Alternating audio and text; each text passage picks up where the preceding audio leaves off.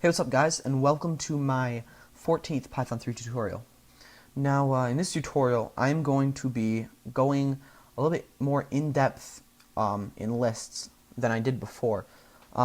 Before I mentioned them and talked a little bit about them when I was dealing with sequences, but that tutorial was, again, more just about sequences in general. And this tutorial will be focused on lists. So, again, if you don't remember, just kind of a refresher, a list is a data structure that holds an ordered collection of items and is also mutable. And that last part, the fact that it's mutable, is the most important part, which distinguishes it from like tuples and things of that sort. Now, in this tutorial, I'm also going to be some of the things I'll be doing with lists. You can also do with other sequences, and I'll just point those out as I'm doing them. So let me go ahead and just create a list. I'm just going to call it fruits. And so remember, square brackets for lists. Now I'm just going to have a couple different types of fruit in here. I'm going to go apple, banana. Oops, I did not mean to do that. I'm going to make a new list. Apple, banana, there we go.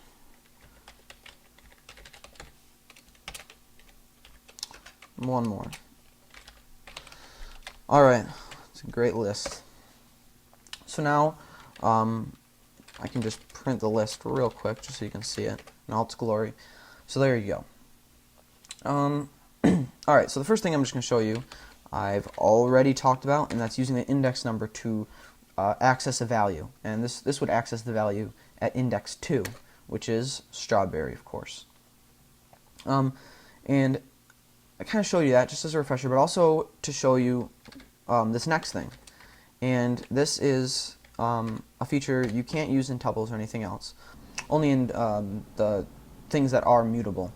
And another one that I haven't talked about that you can do this is dictionaries. I'll get into that later. So basically what this does is it takes whatever's at the index value, index number of 2, and then assigns it new value, whatever you say. So I'm going to say grape. I want to get rid of the strawberry and put a grape in there. So now if I print out my list, oops, it's not called fruit, it's called fruits. Okay, there we go. Now grape is there instead of strawberry, which is what I told it to. I told it to assign the index value to the value of grape.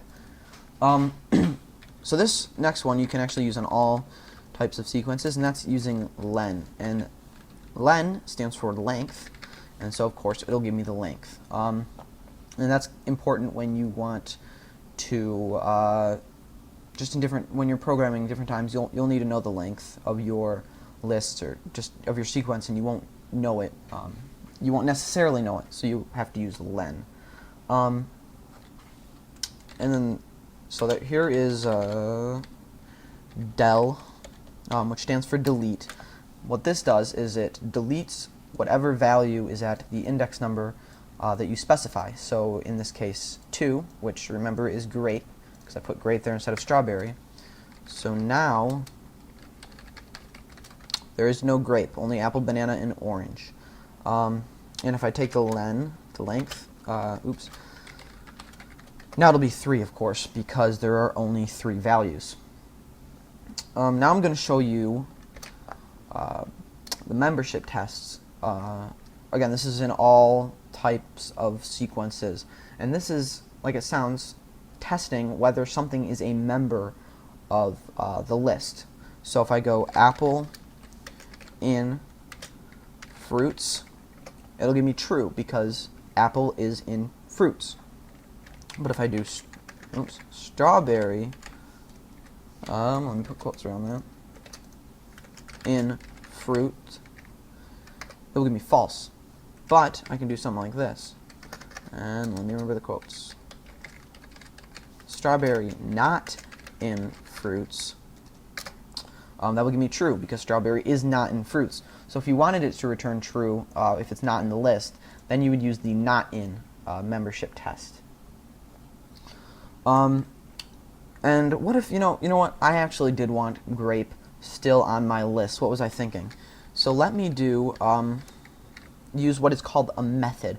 Now, a method is, let me just talk about classes kind of in general, just really quick. I'm going to go into classes later, but you kind of need to know a little bit about them for this to make sense. So when I create a list, I am creating an object of the class list. The object is named fruits, okay, and the class is lists, of course.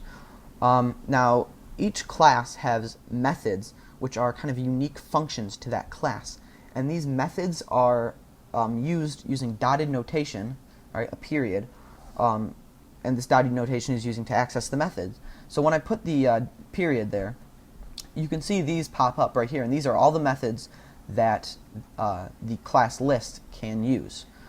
So I want to use append, and when I use methods, you use parentheses, just because, remember, they're functions for the class. And then I'm going to append grape to the end because I want grape. Now, I'm not going to talk about all of those methods, just kind of the more important ones, but if you want to know more about them, you can use help lists.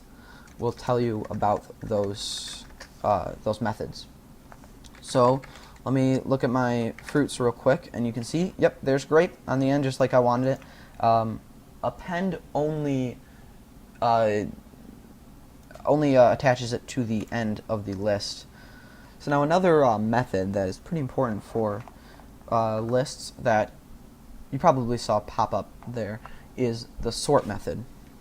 So let me go fruits dot sort, and I'm not going to put anything in the parentheses there. And this will automatically sort your list. So now if I call it, you can see it's sorted. Now mine was basically already sorted. I just had to switch orange and grape. But you can sort any list as long as it's only numbers or only strings, because it'll either sort it numerically or alphabetically. Alright, so now two more left I want to talk about. The first one is fruits.index. Let me go index, how about banana? This will give you the index number of the first occurrence of the value that you ask it to. So if there's more than one occurrence, it'll only give you the very first occurrence. Alright, so this last one is fruits.remove, and I am going to remove grape once again. Now, when I do this, you can see it removes the first occurrence of the value grape. And now you can notice it's kind of very similar to using delete. But the main difference is that delete uses an index number and deletes whatever's at that index number, while the method remove removes the value name itself. So if you only know the name, you would use fruits.remove, and if you only know the index number, you would use the delete. So there you go. That's it for this tutorial. Now I was talking about lists, and I showed you some pretty important things, like deleting and using the index number to assign a different value to that index number. And then I showed you some methods and kind of explained a little bit about classes. But again, I'll get into that later on in a different tutorial.